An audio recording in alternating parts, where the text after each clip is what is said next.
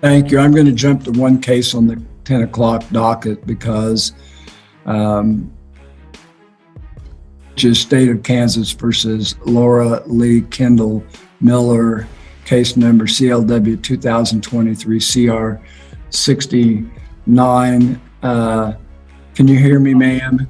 Yes, I can. I spoke with Mr. Metcalf this morning, and I think he has conflict, so he has to be. Can I represent myself, please? I don't need an attorney.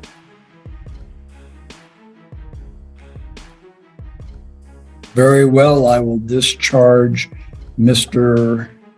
It's rarely a good omen when a defendant decides to stand alone at the defense table, armed with nothing more than stubborn pride and Google-level legal knowledge. Laura embodies that gamble. Her tone carries a sharp edge, confident, almost defiant. But confidence in a courtroom is a fragile currency. It might win you a glance, maybe even a second of silence. Yet the second the judge starts pressing with real legal standards, rules, precedents, procedure, that bravado crumbles. What seemed bold quickly reveals itself for what it is. A bluff against an institution that doesn't play games. Federal court, sir? Maybe I misunderstood what you said. You want to proceed without an attorney and enter a not guilty plea, is that correct? That's correct. Thank you. I will enter a not guilty plea. Mr. Audie, we probably need to have a in-person hearing. Do you want me to set this for a status hearing or a pretrial conference? That's up to the court how you want to set it procedurally, whether you want to set a pretrial conference or just set it for a bench trial or a jury trial of Miss Jury trial when I'm completely innocent and you're taking eyewitness testimony from people that aren't even in Walmart. And I am going to subpoena the video footage there. And this is a complete waste of my time. This is the second time I've had to appear, the second lawyer. This is where the real collision unfolds. Laura doesn't just see a judge on the bench. She sees a wall, a system stacked against her before she even spoke a word. To her, every ruling feels pre-written, every glance a confirmation of bias. But that's not how courtrooms function. They aren't battlefields for raw emotion or personal vendettas. They're arenas of structure, governed by evidence, rules, and an unforgiving kind of patience. So when Laura erupts, the frustration may be real, even human. Yet from the court's vantage point, it's a misstep that costs dearly. Judges don't reward passion, they measure credibility. And with a single outburst, Laura chips away at the very foundation she needs most: the court's willingness to take her seriously. I don't agree with the trial. It's completely unnecessary, and I know I have to waive a jury trial. I have the right to waive a jury trial.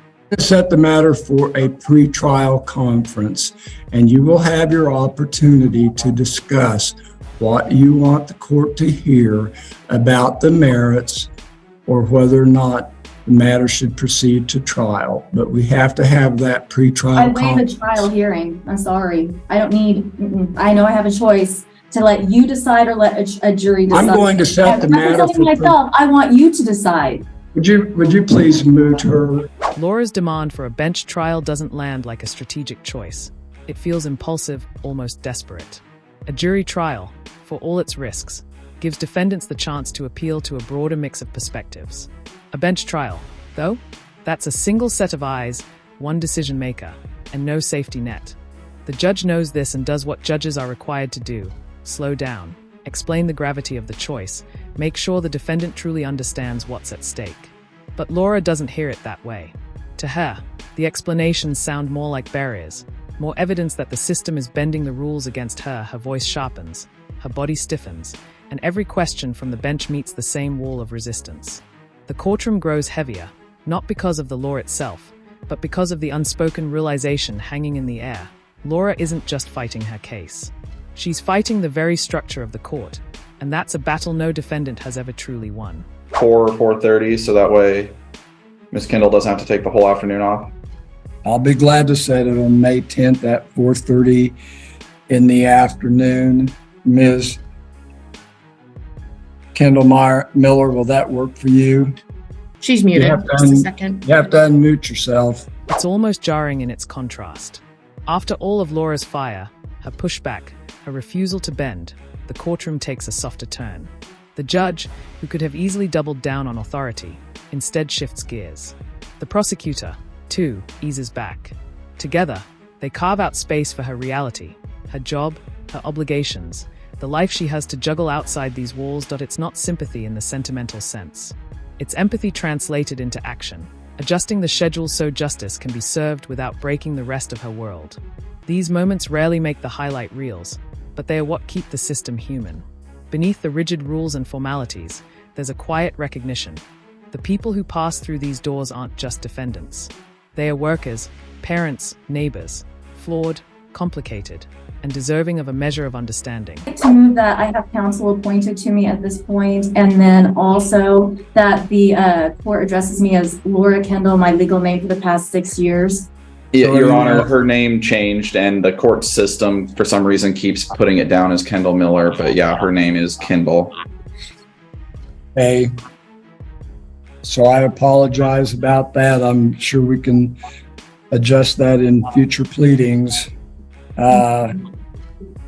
So with the correct name matter addressed, do you have an objection to setting the matter for May 10th at 4:30 p.m. for a pretrial conference in person in this courtroom in Winfield? An objection? I'm okay with that date and time. And ma'am, did you request another attorney be appointed just now? Yes, I did. It happens in a blink. The tone changes, the energy softens. Laura, who just moments ago was determined to stand alone, asks for an attorney. Her words to the court become more measured, less combative. It's not surrender so much as recognition. She can't shoulder this weight by herself. What makes it striking is the contrast. All that defiance, all that pushback, suddenly gives way to something more human, a quiet admission that she, too, needs help. It's messy, it's complicated, but it's real. And in that instant, the courtroom sees not just a difficult defendant, but a person trying, however imperfectly, to be heard and understood. Wednesday the 10th. Let's set it for attorney review for May 3rd at 10 a.m. Okay. Anything else we need to address on this matter? I don't believe so. And Laura, just get in touch with Scott and then he should be able to appear for you and you wouldn't have to take off work that morning. Okay, I'll call him. I'll get his information. Scott Loftus. Thank you so much, Mr. Audie. Laura, you. if you hang out in the hallway, I'll bring you that information and get your address. Thank you. I appreciate you. Shifting the case from pretrial to an attorney review shows just how much the court is willing to bend, reshaping the process to fit the circumstances. It's a balancing act, legal structure on one side, human needs on the other. But with every new adjustment comes another delay, another detour. And the more the process twists and turns, the further away a real resolution feels. Let me read to you what the allegations are.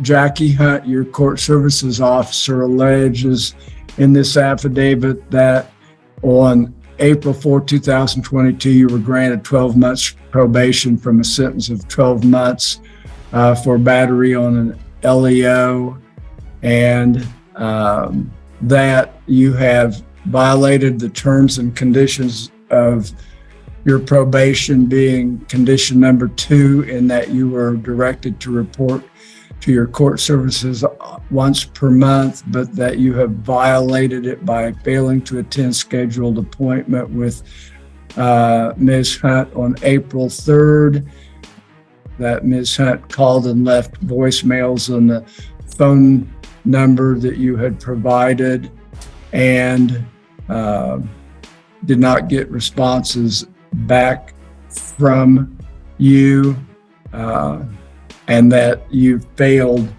to contact her office and reschedule within 24 hours of missing an appointment.